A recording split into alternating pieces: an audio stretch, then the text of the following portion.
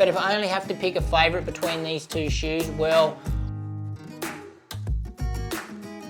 today's shoe comparison review. So we've got a battle of some super shoes here. We've got the Puma Deviate Nitro Elite 3 up against the ASICS Metaspeed Sky and Edge. So I'm going to go through their similarities, their key features and their differences, and hopefully from that, that's going to give you guys a great indication of choosing the right race shoe for you. But before we get into it, a big shout out to my #1 running store, the Running Company at Geelong. I've got a link to the website in the description. Make sure you go check out that and check out all their running gear.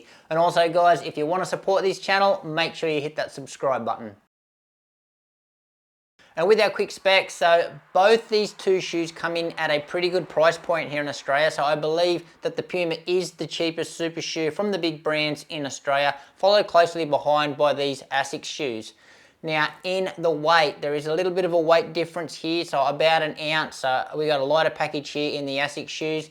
Can you feel that on the foot? Well, you can't really feel it on the foot when you're wearing one of each. But certainly in the hand, you can feel that there is a little bit of difference in the weight. Now in the stack weights there is nothing in them. They are both comply with World Athletics regulations. And in the uppers, two very different materials going on here. So what we get in the Puma is the material is ultra weave. Now this material is a bit scratchy to the touch. The breathability could be better, and I don't think it really is that flexible. We've got a pretty flimsy heel counter here at the back, tiny bit of structure but not much. You can see how much I can bend that down there.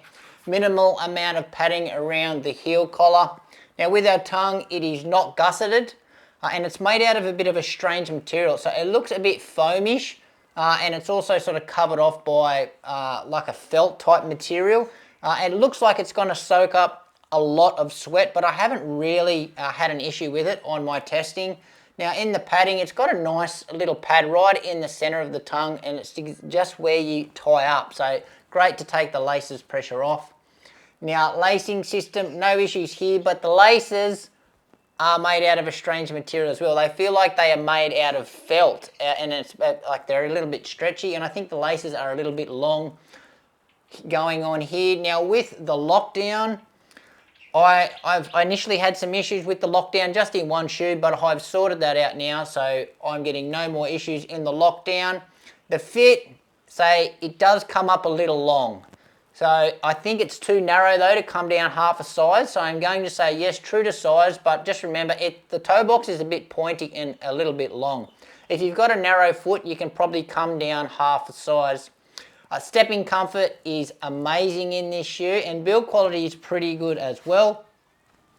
Now with the ASICS, so this one that I've got in my hand here is actually the Edge. So the material that they use here is Motion Wrap 2.0. Now this material is very light and extremely breathable, so much more breathable than the Puma, and it's much more sort of forgiving. It just can sort of like wrap around your foot like a sock, much more flexible. With our heel counter in this one though, we've got a bit more structure in this heel counter. We've got a little bit more padding around the heel collar, but I'm still going to say minimal. But the padding around the heel collar here feels much more premium than what it does in the Puma. We got a super thin tongue here that is really flimsy and can get a little bit tricky to get straight as you're lacing up. This tongue is not gusseted. Laces, so they've got these cool notch laces that you're going to see in other models. So Alphafly, Vaporfly, and some Brooks models have also got this, but these laces are excellent. They do a great job of tying up. You can cinch down the foot all the way, and they sort of don't loosen up on your run. So they are very, very nice. The lockdown in this shoe, no issues whatsoever. In the fit, for the length, true to size. And I'm going to say it's got a lot of volume in the toe box. So the toe box is quite high, so it's very accommodating there. And the width is about normal as well. Stepping comfort, it's okay here, but probably not as good as the Puma. Build quality, and in the ASICS, it's slightly better than what you're going to get in the Puma as well. And with our outsole, so we've got two of the best outsole rubbers on the market going head to head here. So we've got Puma Grip, obviously in the Puma, and we've got ASICS Grip in the ASICS. But with the Puma Grip, what we've got here, rubber coverage, pretty much the entire forefoot, as you can see there. And just in the high wear areas at the rear, we've got lots of exposed foam through the middle of the shoe, and then they've got a window there where you can see the exposed carbon plate. Now the rubber compound in this shoe is Puma grip, and it's certainly a lot thicker than what you're going to find in the ASICS shoe. But the grip is 10 out of 10. It's absolutely amazing, and durability wise, it does wear down quickly, but that's just because I think it's got like these little lugs on it that are prone to wearing down, or it certainly wears down pretty fast on those lugs in my high wear areas. Now in the ASICS here, so ASICS grip the entire forefoot, so real similar to what you get in most shoes these days. We've got all these little holes just so it's not complete rubber, and you can see that exposed foam, and that's going to add a little bit to the grip as well.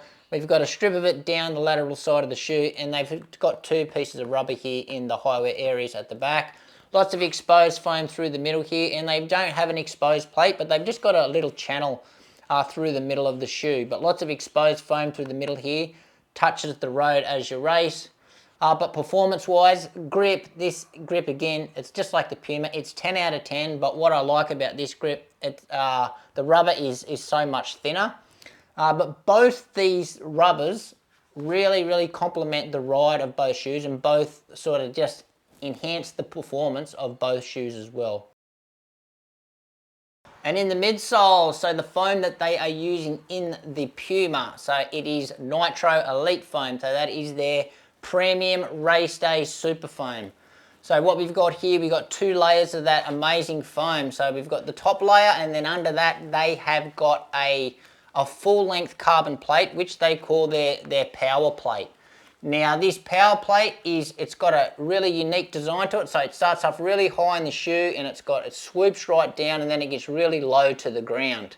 And then under that carbon plate, they have got another big slab of this Nitro Elite foam. Now, how stiff is this carbon plate? Well, it's got a little bit of flex to it. It's certainly not the stiffest shoe on the market. And now in our geometry, we have got a 4-foot rocker here, and I'm going to say it's more engineered towards more the performance side. So you can feel it more at the faster paces than you can do at the slower paces. And with the ASICS, so the foam that they use here is FF Turbo Plus. So of course that is their premium race day foam, their super foam. So same sort of setup as in the Puma. We've got a top layer of that FF Turbo Plus, then under that they have got their full length carbon plate as well. So the shape of the plate, the placement of the plate in this shoe, so this is the edge, is most similar to what you're going to find in the Puma here. So again, it starts quite high up in the shoe, and it swoops down quite aggressively, and then the plate finishes really low to the ground. So plate placement is more similar to the edge and in the Puma. And then under the carbon plate, they have got another big slab of that FF Turbo Plus. Now in the rigidity department, so how stiff is this shoe? So the Puma shoe, the ASICS shoe, definitely feels stiffer than the Puma. So yeah, certainly stiffer. Now in the geometry, so this is the edge. Now the geometry in this shoe, the rocker actually starts a little bit further back in the shoe, and it's more of a gentle slope forward in comparison to the Puma. But the Puma's geometry more resembles, or is more closely matched to the geometry of the Speed. So the Speed has got a bit of a late rocker and a bit more of an aggressive rocker, and that is certainly more closer to the Puma. However, plate placement, remember, is more similar to the edge, but geometry-wise, it's more similar to the Sky. And in our ride, so what I will say first is both of these rides are absolutely amazing, pretty much the best rides on the market.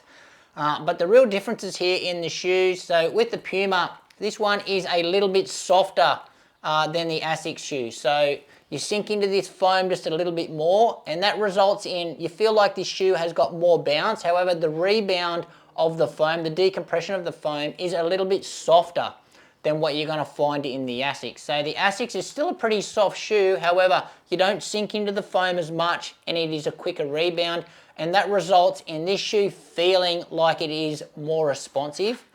whereas this shoe feels like it's more bouncy, if that makes any sense. I do think the Puma is the more comfortable shoe, but I think that's just down to the softer foam feeling in the Puma, more so over the ASICS. Now, in the stability department, so the Puma has got a wider base, however the foam is softer, and you feel like that if you pronate quite a lot, you feel like you sort of swish around a little bit on the back.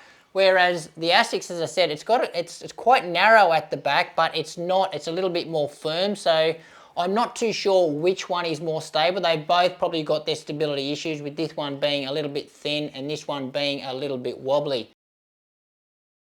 And best use, so for the Puma, I think this shoe is a really versatile race shoe. It's probably one of the more versatile ones on the market.